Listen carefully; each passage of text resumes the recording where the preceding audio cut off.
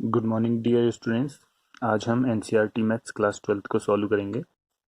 यहाँ आपकी दो बुक्स हैं, पार्ट फर्स्ट पार्ट सेकेंड, ठीक है।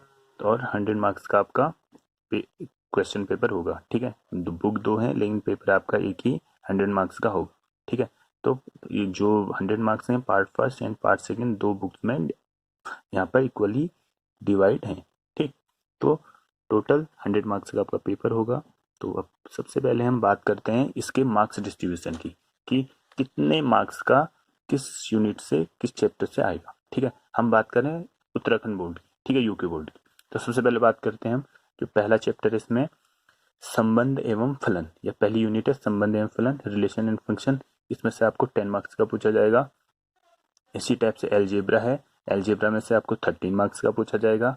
फिर आता है कैलकुलस, कैलकुलस में से 44 मार्क्स का इसमें पूछा जाएगा। सबसे ज़्यादा यहाँ पर कैलकुलस से ही पूछा जाता है। इसमें आपको इंटीग्रेशन भी पढ़ते हैं, अब डिफ्रेंशिएशन भी पढ़ते हैं, और भी इसमें चैप्टर्स आपके हैं, ठीक। इसी टाइप से यहाँ पर है सदिश एवं त्रिविमीय ज्यामिति, ठीक है। ये जो यूनिट है इसमें से आपका 17 मार्क्स का पूछा जाता है। इसी प्रकार से रैखिक प्रोग्रामिंग है, लीनियर प्रोग्रामिंग, ठीक। इसमें से आपको 6 मार्क्स का पूछा जाता है। और अंतिम में प्रायिकता है, प्रायिकता से प्रोबेबिलिटी से आपको 10 मार्क्स का पूछा जाता है। तो आप इसमें को ऐड करेंगे तो टोटल आपका मार्क्स हो जाता है 100 मार्क्स, ठीक है। और यहाँ पर 3 घंटे में आपको ये पेपर सॉल्व करना होता है, और कोई भी आपका इसमें प्रैक्टिकल्स के मार्क्स इसमें आपके मिलते नहीं है, ठीक है। आगे समझ में। तो यहाँ पर इस प्रकार से मार्क्स डिस्ट्रीब्यूशन है आपका क्लास 12th के किस चैप्टर से या किस यूनिट से कितने मार्क्स का आपको पूछा जाएगा, ठीक है। अब हम थोड़ा यहाँ पर पढ़ लेते हैं। फर्स्ट यूनिट है हमारे पास, क्या है, रिलेशन एंड फंक्शन, ठीक है। इसमें कुछ इंपॉर्टेंस पार्ट है, इसको हम डिस्कस करते हैं। तो सबसे पहले हम बात करते हैं संबंध की। तो आपने पढ़ा हुआ है, पहले भी पढ़ा हुआ है संबंध, ठीक है। तो क्या है, सबसे पहले डेफिनेशन देख लेते हैं। तो थोड़ा आपको प्रीवियस नॉलेज होना चाहिए इस बारे में। तो किसी नॉन एम्प्टी सेट अरिक्त समुच्चय ए से अन्य समुच्चय बी में संबंध आर कार्तीय गुणन ए क्रॉस बी का उप समुच्चय होता है। कहने का सही है, अगर हमारे पास कोई दो नॉन एम्प्टी सेट है ए और बी, नॉन एम्प्टी सेट यानी अरिक्त समुच्चय हैं, ठीक है। अरिक्त समुच्चय कहने का मतलब है जो सेट आपके फाई नहीं है, मतलब उनमें कुछ ना कुछ एलिमेंट हैं, उनमें अगर इस प्रकार से रिलेशन है, कैसा, ए क्रॉस बी। आप अगर ए और बी दो सेट हैं, इनमें ए क्रॉस बी निकालेंगे तो उनके जो एलिमेंट या अवयव होंगे वो ही क्या कहलाएंगे, संबंध कहलाएंगे ए का बी से, ठीक है। जैसे इसकी जो कंडीशन है, R is subset of A cross B where A and B is non empty set, यानी कि ए और बी क्या होने चाहिए, अरिक्त समुच्चय होने चाहिए। तो इसे हम इस प्रकार से भी लिख सकते हैं, R equal to X comma Y such that X belongs to A, Y belongs to B and X related to Y, ठीक है। Where R is a subset of A cross B। आगे समझ में, ये जो रिलेशन है, संबंध है, वो A क्रॉस B का क्या है, सबसेट है, यानी कि उपसमुच्चय। कि हम A क्रॉस B निकालेंगे, वो जो बनेंगे आपके R के अंदर, रिलेशन के अंदर, वो क्या कहलाएंगे, वो संबंध कहलाएंगे, ठीक है। तो आपको जैसे पता है, अब आप A क्रॉस B निकालते हैं तो जैसे 1 1 1 2 1 3 1 4 इस टाइप से आते हैं। तो जो उसके पहले एलिमेंट होते हैं उनको प्रांत डोमेन कहते हैं, और जो सेकंड वाले एलिमेंट होते हैं उन्हें परिसर या कोडोमेन कहते हैं। आगे समझ में। तो ये बात होगी संबंध की। इसके बाद विषय में आपने थोड़ा बहुत 11th में भी पढ़ा हुआ है, तो इसमें ज़्यादा आपको प्रॉब्लम नहीं आएगी, ठीक है। अब जो यहाँ पर हम पढ़ेंगे क्लास 12th में, तो मेन है हमारे पास संबंधों के प्रकार। तो संबंधों के प्रकार कौन कौन से होते हैं, तो जैसे कि जनरली 3 यहाँ पर संबंध होते हैं, रिलेशन होते हैं, टाइप्स ऑफ रिलेशन। सबसे पहले है स्वतुल्य संबंध, रिफ्लेक्सिव रिलेशन। दूसरा है सम्मित संबंध, यानी कि सिमेट्रिक रिलेशन। और तीसरा है संक्रामक संबंध, यानी कि ट्रांजिटिव रिलेशन, ठीक। एक एक करके पढ़ते हैं। सबसे पहले हम बात करते हैं स्वतुल्य संबंध की, रिफ्लेक्सिव रिलेशन, ठीक है। नाम से स्पष्ट हो रहा है, स्वतुल्य यानी खुद से जो संबंध होता है। जैसे डेफिनेशन देख लो इसकी, किसी अरिक्त समुच्चय नॉन एम्प्टी सेट ए के सभी अवयव या एलिमेंट यदि खुद से संबंधित हों तो ऐसा संबंध स्वतुल्य संबंध कहलाता है। आगे समझ में क्या कह रहा है, हमारे पास कोई नॉन एम्प्टी सेट है ए, अगर उसके सभी एलिमेंट खुद से रिलेटेड हों, यानी अपने से ही रिलेटेड हों तो उनको हम स्वतुल्य संबंध या रिफ्लेक्सिव रिलेशन कहते हैं। कंडीशन क्या है? For all A belongs to A and A belongs to R. ठीक है, एग्जाम्पल देखो इसका। ए हमारे पास कोई नॉन एम्प्टी सेट है 1 2 3 4 5। ठीक है, तो ये रिलेशन कैसा होना चाहिए? इसमें 1 1 2 2 3 3 4 4 5 5। जैसे कि आपको दिख रहा है खुद का खुद से, 1 का 1 से, 2 का 2 से, 3 का 3 से, 4 का 4 से, 5 का 5 से। आगे समझ में?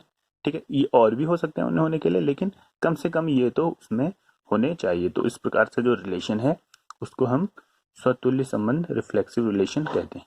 ठीक है, इसी प्रकार से दूसरा हमारे पास रिलेशन है सम्मित संबंध। ठीक, सम्मित संबंध यानी कि सिमेट्रिक रिलेशन। देखो सबसे पहले डेफिनेशन देख लेते हैं। किसी संबंध आर को सम्मित संबंध कहते हैं यदि ए कॉमा बी बिलोंग्स कर रहा है आर से, तो उसका उल्टा बी कॉमा ए भी बिलोंग्स करना चाहिए आर से। ठीक है, देखो नाम से स्पष्ट हो रहा है सम्मित। अगर एक और दो रिलेटेड हैं तो दो और एक होना चाहिए, उनका उल्टा भी होना चाहिए। ठीक है, क्या होनी चाहिए? रिलेटेड होनी चाहिए। तो एग्जाम्पल देखते हैं। यदि दो अरिक्त समुच्चय, दो नॉन एम्प्टी सेट हैं ए एंड बी में इस प्रकार से रिलेशन है। कैसे? 1 1, ठीक, 1 2 2 1 2 2 3 1 1 3। देखो ए बी बी ए 1 1, इसका उल्टा भी 1 1 ही होता है। ठीक है, 1 2 2 1, ये समझ में आ रहा है? ए बी बी ए, ऐसी 1 2 2 1 उल्टा हो रहा है ना। 2 2 2 2 भी होना चाहिए। ये है 3 1 है तो 1 3 भी होना चाहिए, है ना। ए बी आर में होना चाहिए तो बी ए भी आर में होना चाहिए। तो इस प्रकार का जो रिलेशन है उसको हम कहते हैं सम्मित संबंध। आगे समझ में? ए और बी, ए बी जरूरी नहीं बी आपके जो आपका नॉन एम्प्टी सेट हो ए का ए में भी हो सकता है। ठीक है, तो लेकिन उसका क्या होना चाहिए? जो एलिमेंट हैं कार्तीय गुणन, जो कार्तीय गुणन है एलिमेंट ए बी 1 1 1 2 1 3 1 4 इस टाइप से अगर हैं तो उनके उल्टे भी उस रिलेशन में होने चाहिए। A B B A belongs to R. ठीक है, तो ऐसा रिलेशन हमारा सम्मित रिलेशन, ये सम्मित संबंध कहलाता है, सिमेट्रिक रिलेशन कहलाता है। ठीक है, अब बात करते हैं तीसरे रिलेशन की, वो है संक्रामक संबंध।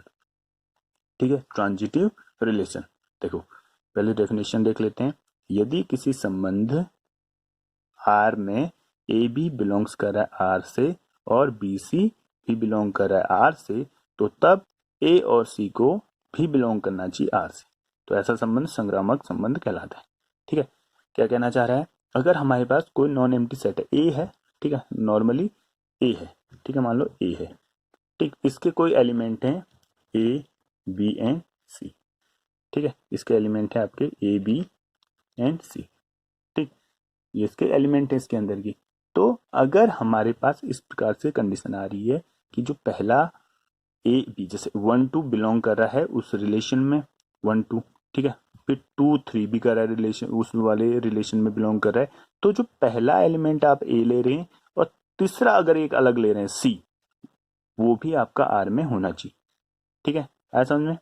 मतलब कि जैसे कि अगर आपके पास ए और बी अगर उसमें है, ठीक है, तो बी और सी भी अगर उसमें है तो ए और सी भी उसमें होना चाहिए। जैसे हम कह रहे हैं ए बी होना चाहिए तो बी ए भी होना चाहिए उस सम्मित में। ठीक है, तो ऐसे हम ए बी आर में रिलेटेड होना चाहिए, बी सी भी आर में। जी जरूरी नहीं होगी बी सी हो ना हो। ठीक है, मान लो है ए बी है बी सी भी है तो ए सी भी वहां पर उस रिलेशन में होना चाहिए। तो ऐसा संबंध हमारे पास संक्रामक संबंध कहलाता है या ट्रांजिटिव रिलेशन कहलाता है। तो कंडीशन क्या है इसकी? आर आर की जो इसमें कंडीशन बनती है, A B belongs to R, B C belongs to R, तो ए सी भी बिलोंग करना चाहिए आर से for all A B C element of A या बिलोंग्स टू ए। ठीक है, तो ऐसा संबंध हमारा संक्रामक संबंध कहलाता है। समझ में आया? ठीक, कुछ नहीं है, ए बी अगर है तो ए बी है बी सी है आर में तो ए और सी भी होना चाहिए। ठीक है, तो ऐसा संबंध आपका संक्रामक संबंध कहलाता है। तो ये हो गए रिलेशन के 3 टाइप्स। ठीक, अब बात करते हैं इन तीनों का एक रिलेट करके एक आपका संबंध होता है, उसे कहते हैं हम तुल्यता संबंध। ठीक है, तुल्यता संबंध, इक्विवेलेंट रिलेशन। देखो क्या है डेफिनेशन? ऐसा संबंध जिसमें स्वतुल्य रिफ्लेक्सिव, सम्मित सिमेट्रिक तथा संक्रामक ट्रांजिटिव तीनों संबंध हों ऐसा संबंध तुल्यता संबंध कहलाता है। कहने का मतलब है हमारे पास आर एक ऐसा रिलेशन होना चाहिए जिसमें जिसमें स्वतुल्य रिफ्लेक्सिव रिलेशन होना चाहिए, सम्मित भी होना चाहिए और संक्रामक भी होना चाहिए। तो तीनों संबंध उस संबंध में होने चाहिए। तो ऐसा जो संबंध है वो तुल्यता संबंध या इक्विवेलेंट रिलेशन कहलाता है। ठीक है, तो इसमें क्वेश्चन आपको पूछा जा सकता है कि जांच कीजिए या चेक कीजिए कि ये जो आपके पास रिलेशन है वो तुल्यता संबंध रखता है या नहीं रखता है। ठीक है, इक्विवेलेंट रिलेशन रखता है नहीं रखता है। तो उसमें आपको क्या करना, चेक करना पड़ेगा, स्वतुल्य चेक करना पड़ेगा, रिफ्लेक्सिव है या नहीं है, सिमेट्रिक सम्मित है या नहीं है, या संक्रामक है या नहीं है, ये आपको चेक करना पड़ेगा। तो अगर तीनों चीज होंगे तभी उसमें इक्विवेलेंट रिलेशन तुल्यता संबंध होगा, नहीं तो नहीं होगा। ठीक है, तो थैंक यू आज के लिए, पहली लेक्चर क्लास के लिए। बाकी और जो उसके आगे की हैं उनको हम आगे पोस्ट करेंगे। Thank you.